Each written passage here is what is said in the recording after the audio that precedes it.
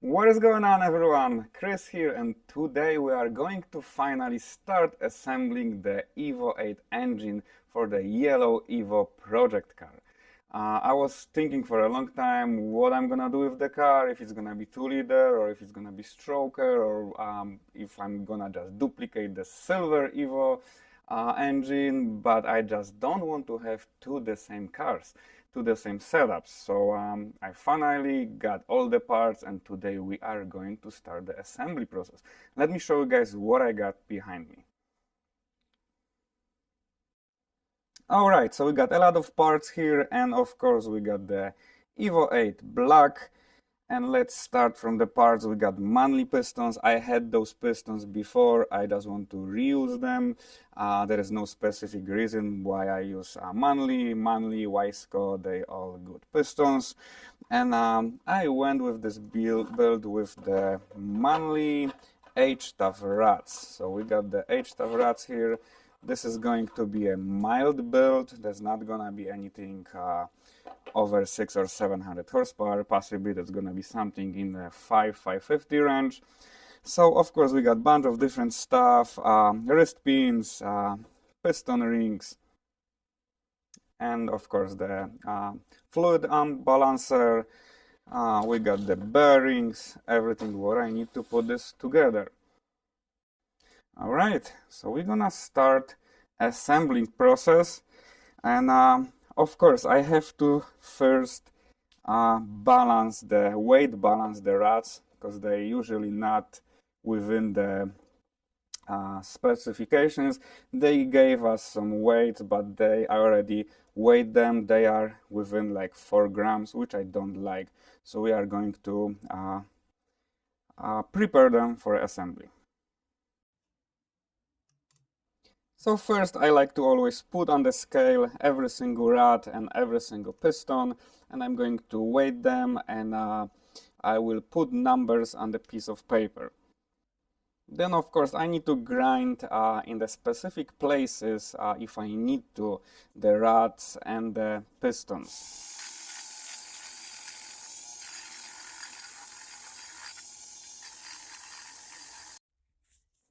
I like to keep their weight within 1 gram of each other. That way they are balanced very nicely, and the rotating assembly is balanced, so there is no further problems. Some of the rods comes from the box within 1 gram, some of not. I've seen them being up to 4 or 5 grams difference in weight, so it is a good idea to double check that.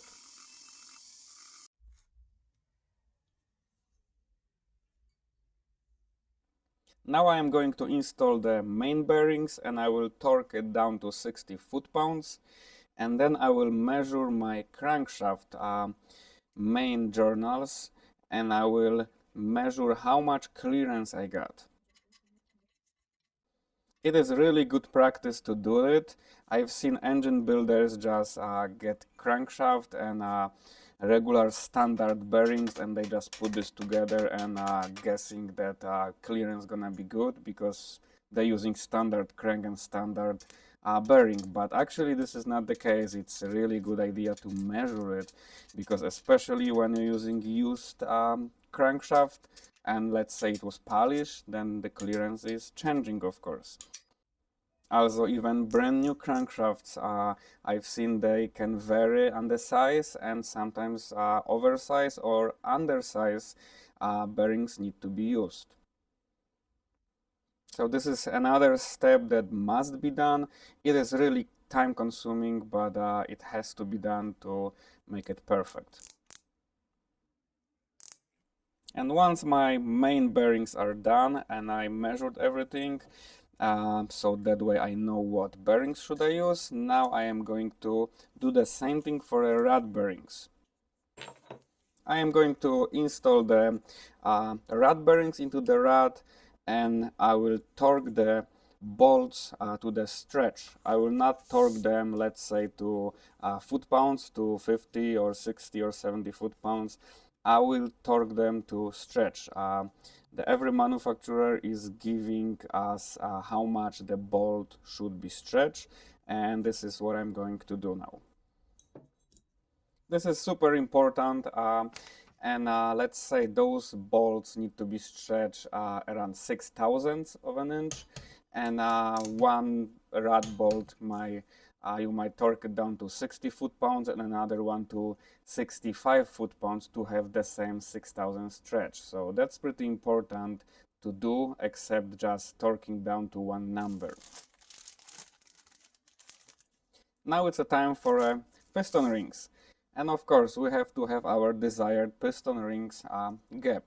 That's gonna be different gap for a 4 or 500 horsepower EVO engine, and that's gonna be a different ring end gap for a 7 or 8 or 900 horsepower EVO engine. So this is something that you have to think while building the engine, and you have to think what turbo you're going to run and how much power you are going to run. Now I am going to measure my piston to wall clearance. I know my clearance is set to 3,500, but I am going to measure it and double check. Of course, you have to measure the bore on the top, on the center, and on the bottom. And finally, after all measurements, I can start assembling process. I am going to install brand new oil jet bolts. They are to cool the piston, so it's always good idea to have them brand new when you're building the engine. I've seen before that those jets were broken inside and they stuck open, and the oil pressure was low because of that. So that's important to have this installed brand new when you're building expensive engine. So of course I am installing the main bearings, thrust bearing, and I have to use a lot of assembly loop, and then I can install my crankshaft.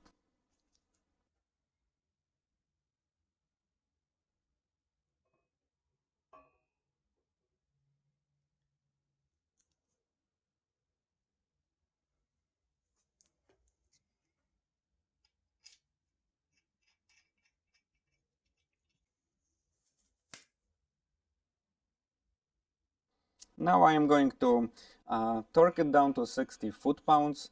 Of course, I need to put ARP loop, and the important tip would be when you guys torquing it down, make sure you torque it down exactly the same foot-pounds as you did without the crankshaft when you were doing measurements. Because for example, if you torque it down to 60 and you measure it, and then now you are going to torque it down to 65, then your clearance of course going to be slightly different. This is not end of the world, of course, but I like to keep it exactly the same. So if I measure it and let's say my clearance, main bearing clearance was 2,500, I like to keep it 2,500. So that's why I'm going to torque it exactly to 60 foot-pounds.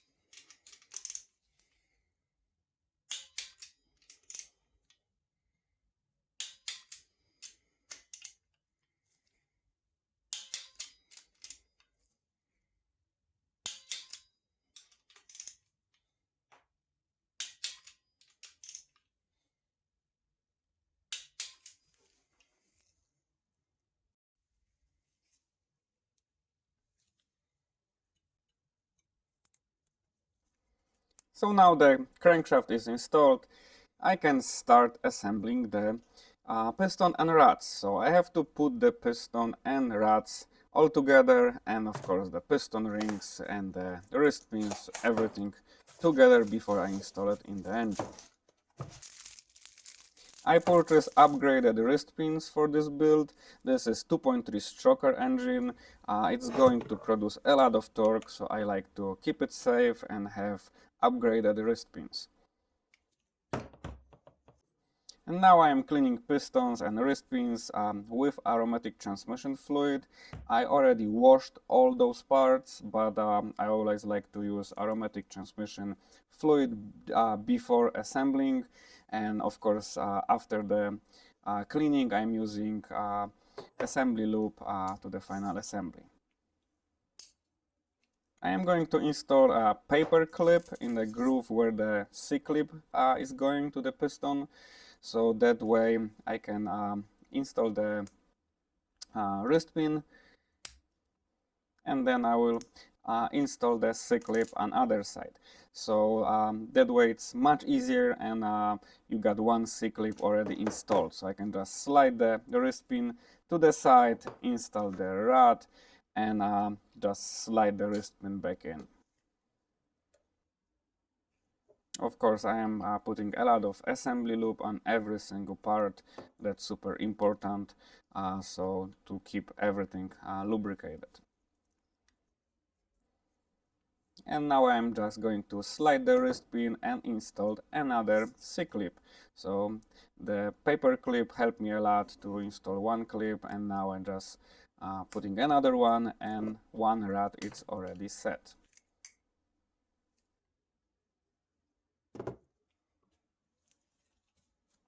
Now I will install my piston rings, but first I have to install the support ring. The support ring is on the bottom, and you can only see it in stroker pistons. You will not see it in regular 2.0 pistons, because in a stroker the wrist pin is moved, and this support ring is needed.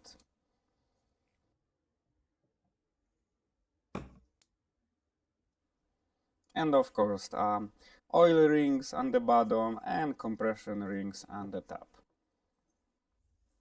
Every piston manufacturer is including instruction how they're supposed to be installed.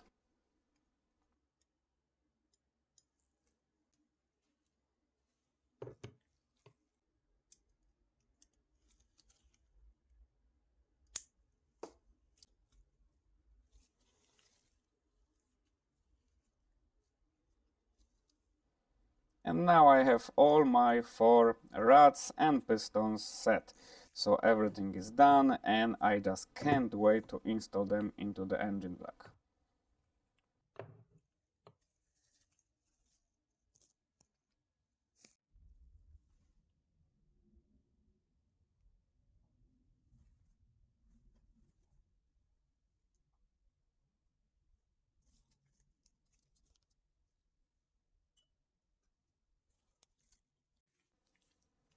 And this is the most exciting moment of engine building, installing the piston and the rod.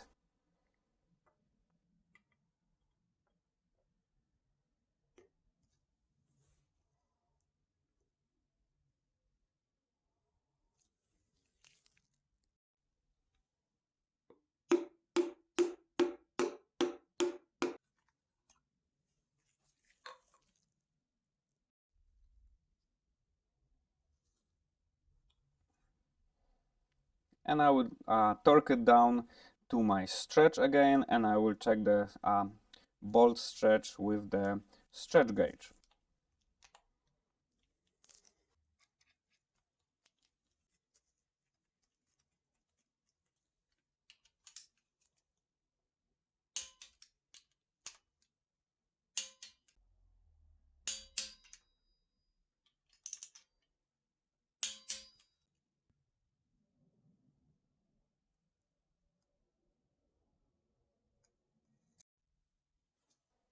And of course, the same process is for other 3 pistons and the rods.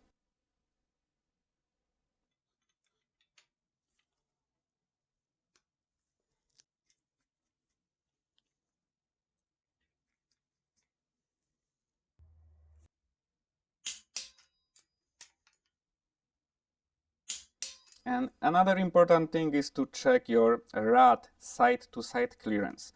Mine is around 7,000. I like to see them no more than 10,000 and of course no less than 4,000 of an inch. Also remember to check your crank end play. I did measure mine, I just forgot to turn on the camera at the time, and I like to be anywhere from 4,000 to 7,000.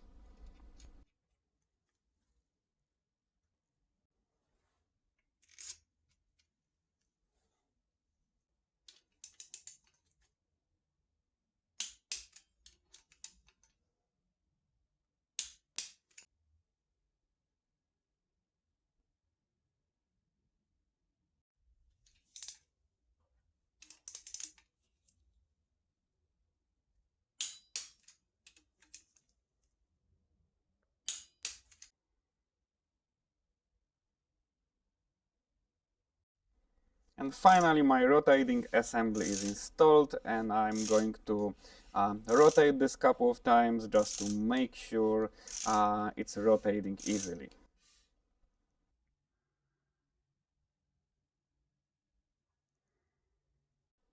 And now we can move to the oil pump. I am going to install the balance shaft delete kit.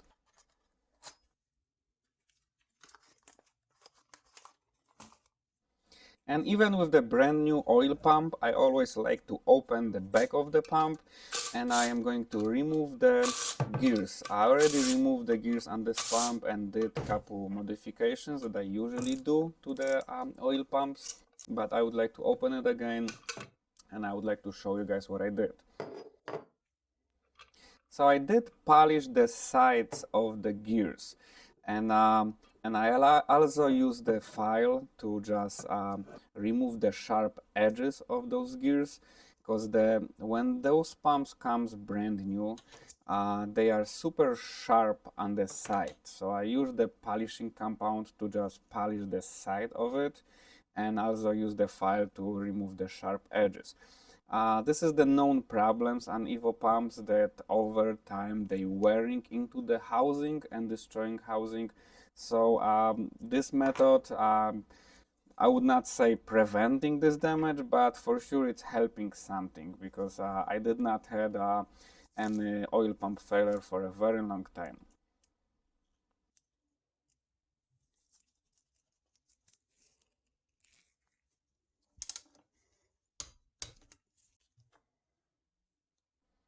And again a lot of assembly loop, and then I will put this back together, and it's going to be ready for installation.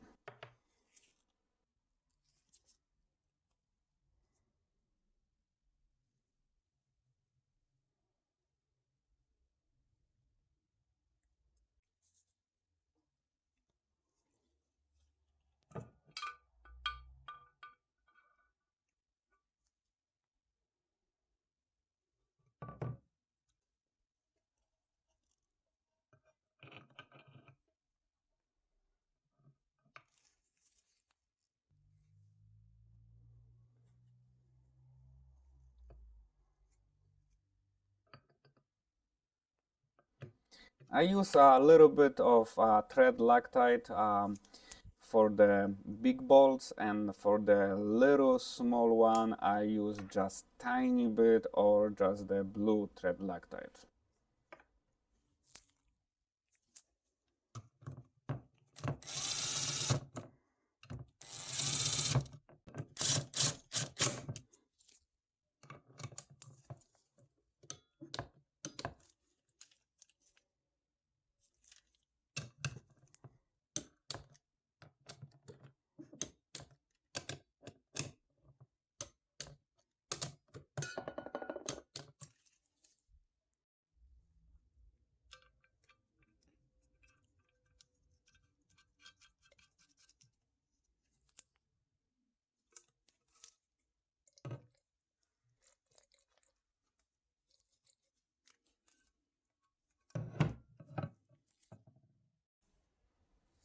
And finally, oil pump is ready for installation. Of course, gasket and the bolts need to be torqued down to the specifications.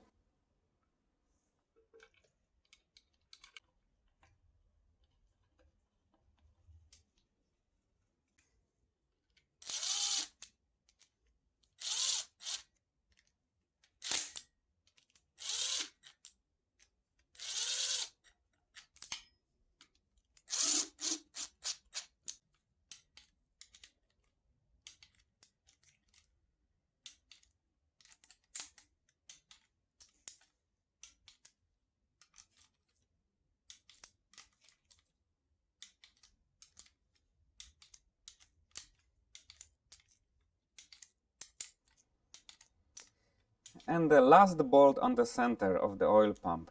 This one need a little bit of gasket maker, because this bolt like to leak oil. And this is the last thing you would like to have. So just put a little bit of gasket maker and you're good to go. And now it's time for a water pump. I'm using Gates brand new water pump. You can use the OEM unit, but I used Gates before with good results, so I'm just using Gates again.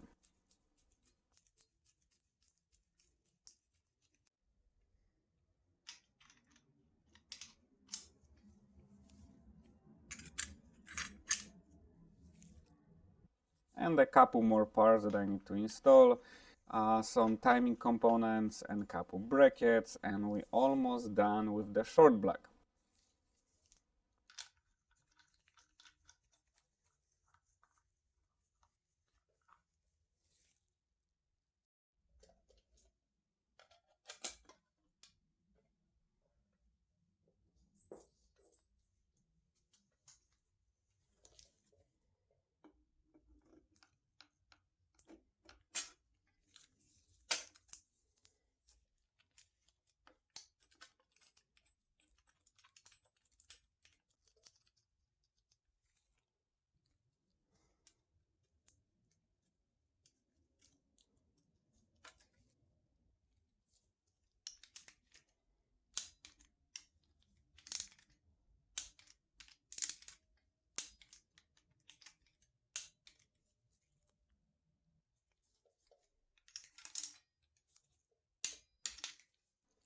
I am going to install the OEM timing tensioner. I like the OEM tensioners. I don't like the Gates tensioners. I've seen them fail before, so I'm just using the OEM stuff.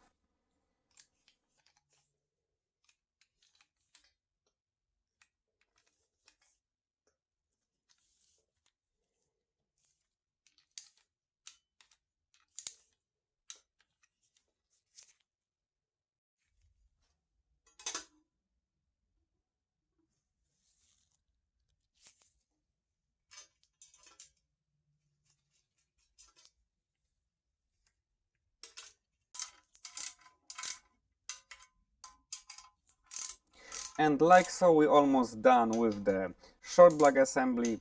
I will post another video with the cylinder head assembly. There is cylinder head that's a lot of work need to be done. We are going to cut the seats for the valves, and I'm going to install the valve springs, cams, and of course whole assembly, and then I'm going to install it in this engine block. And I hope this video can help somebody if you like to put your engine together in your garage with the right tools. You can do it. And if you guys have any questions, just comment below. If you like the video, please like it, and I'm gonna see you guys in the next video. Have a good one.